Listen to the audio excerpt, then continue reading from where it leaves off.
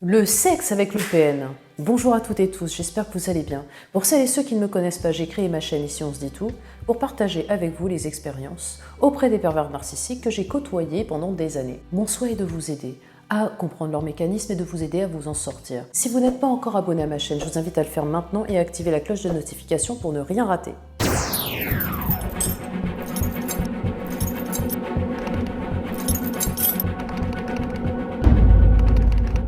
Abordons maintenant la sexualité avec le pervers narcissique ou la perverse narcissique.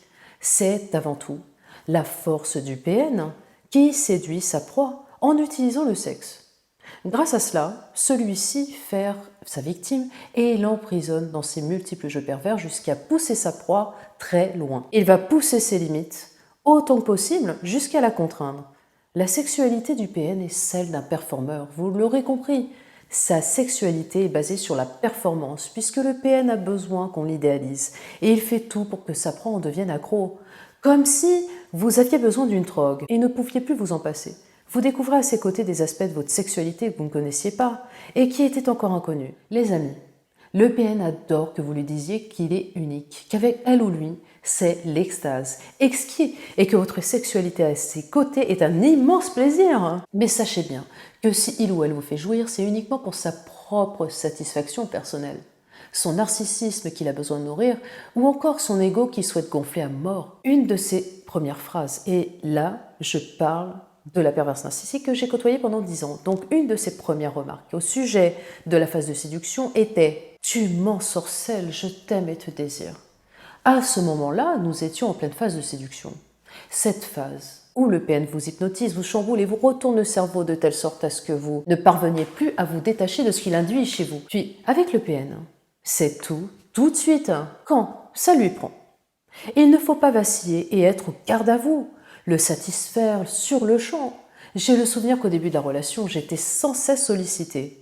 Et peu importait le contexte ou les situations où nous nous trouvions, je ne vivais pas avec elle, je le précise bien. Et quand j'étais en soirée, qu'elle le savait, que j'étais occupée avec des amis, il fallait que je quitte illico presto ma soirée. Viens tout de suite, je n'en peux plus, j'ai des tensions sexuelles. Mais tu ne peux pas me laisser comme ça. Ou bien, ça la prenait dans un shuttle bondé de monde, en plein voyage, et il fallait que je la caresse. J'étais plus que gênée. Mais ça ne la perturbait pas pour autant et ça l'amusait, alors que nous étions à 10 minutes de notre hôtel. Cela aurait pu attendre quand même. Et il fallait faire l'amour sur le divan où étaient assis ses patients. Faire l'amour le jour où sa mère a été enterrée. Et au début de la relation, nous nous voyons. Constamment. Pendant peut-être 4-5 mois, alors que nous faisions l'amour. Mais quand nous étions dans les ébats sexuels, il fallait que l'on se tutoie. Donc ça me déboussolait. Mais heureusement, cela n'a pas duré. Et il fallait aussi faire l'amour après les disputes. Et les violences physiques qu'elle exerçait sur moi. Je ne compte pas le nombre de fois où je n'en avais pas envie et où j'ai simulé, mais je le faisais malgré tout. Et les amis, si le PN n'en a pas envie par contre, la proie peut aller prendre une douche froide, parce qu'il peut aussi vous faire vivre l'abstinence la plus totale, pour encore mieux vous détruire dans vos désirs et votre estime, telle une castration. Je lui disais de me regarder pendant l'acte et pendant l'orgasme, mais elle évitait mon regard, en me disant qu'elle détestait ça, alors que je cherchais désespérément une once d'amour dans sa jouissance. Mais non, que de la fuite. Quant au baiser, elle n'aimait pas embrasser. On passait direct à l'acte. La baise quoi. Et c'est pour cette raison que je dis que la victime fait l'amour seule puisque le PN est absent. Dans un tel moment, il n'est clairement pas là. Ou il est partout et ailleurs. En tout cas, il n'est pas en présence avec vous. Je reviens sur la jouissance. Si je ne jouissais pas sur le champ, en 5 minutes, mais il ne fallait pas que ça tarde, au bout de quelques années, puisque les rapports devenaient de plus en plus bâclés, j'avais le droit à des réprimandes pendant l'acte. Des agressions physiques et psychologiques qui ne faisaient que me bloquer, comme une castration. Et l'acte sexuel en lui-même devenait une véritable corvée. Mais alors qu'est-ce que tu attends pour jouir? Il va te falloir toute la nuit. Qu'est-ce que tu es frigide, coincé? Je n'ai jamais rencontré quelqu'un comme toi, qui n'arrive pas à jouir, et pourtant j'en ai eu des partenaires, mais alors toi, tu es tellement clivé et pathologique. Mais quelle douche froide, les amis. Alors elle jouissait, mais alors l'autre, elle s'en foutait. Mais ce qu'elle voulait, c'était posséder mon orgasme. Et se dire à quel point elle était mais formidable. Tel un exploit. Waouh, j'ai réussi à la faire jouir. Alors au début, c'est la découverte, comme au sein de toute relation naissante. Nous sommes sous leur charme, subjugués par le mystère que dégage le PN, fascinés par cet inconnu qui nous fait miroiter et nous promet monts et merveilles. En ce qui me concerne, sa poésie me mettait totalement à terre, à ses pieds.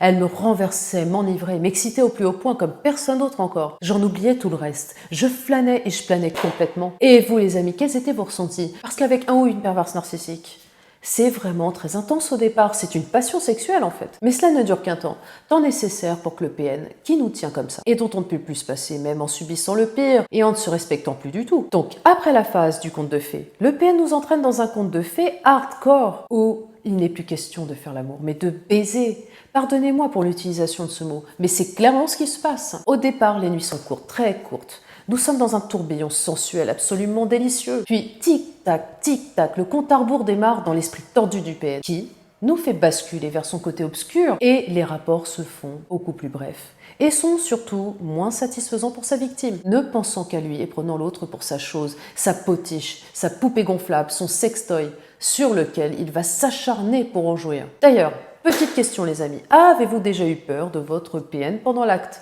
Avez-vous déjà eu l'occasion de croiser son regard dans ces moments-là? Je dis déjà parce qu'il est rare qu'un PN vous regarde en plein ébat. Ou s'il le fait, son regard a certainement dû vous sembler vide, noir, agressif, fou, comme s'il allait vous avaler ou vous tuer, intérieurement, avec une expression froide, cruelle et absente à la fois. Le PN met en scène sa vie, la rencontre qu'il va provoquer en flairant parfaitement une de ses innombrables futures victimes, qui passera du plaisir à la découverte jusqu'à la contrainte et bien souvent la violence, allant même jusqu'au viol, voire la mort. La répétition d'un geste, d'une position, ainsi que la violence sont des éléments de la perversion. Et si la victime se rebelle, le PN la rappelle à l'ordre. Celle-ci ne peut donc qu'obtempérer. Et si elle tente de s'opposer à lui, oh là là, le PN va lui déclarer une guerre sans merci en utilisant le chantage, les menaces, les injures et les coups. En gros, avec le PN, c'est soit l'obéissance, soit les représailles. Et si la proie tente de s'échapper, waouh, mais oh là là, qu'est-ce que vous avez fait les amis? Le PN aura souvent un réflexe de rage destructrice. Tu vas voir ce dont je suis capable, c'est moi qui décide ici. Il ne veut surtout pas être le responsable de l'échec du couple. Si votre sexualité est pauvre et ne le satisfait pas, ce sera de votre faute. Et il aura en plus le culot de vous le dire en vous blessant profondément. Mais c'est de ta faute si on en est arrivé là, mais tu débloques complètement. Avec les autres, je n'ai jamais eu de problème. Il n'y a qu'avec toi que ça ne marche pas, mais va te faire soigner. Alors, quand on subit ces assauts, qu'on ingurgite ses croyances limitées et faussées pendant des années, ça flingue considérablement notre estime et notre confiance. Et nous mettons beaucoup de temps à remonter la pente. C'est pour ça les amis qu'il est nécessaire pour vous de sortir d'un tel engrenage le plus rapidement possible afin que les dégâts soient moins lourds à porter. L'après-PN est très difficile, mais cette épreuve est primordiale pour enfin passer à autre chose malgré les séquelles qui nous marqueront à vie. Je me répète les amis, mais la seule solution est la fuite et le no-contact à vie. Si vous avez envie de vous exprimer, n'hésitez pas à laisser vos commentaires, liker cette vidéo et partager celle-ci auprès d'un maximum de victimes. Très prochainement, je vous ferai une vidéo sur l'après-PN. Je suis de tout cœur avec vous, bon courage à toutes et tous, prenez soin de vous, ciao les amis.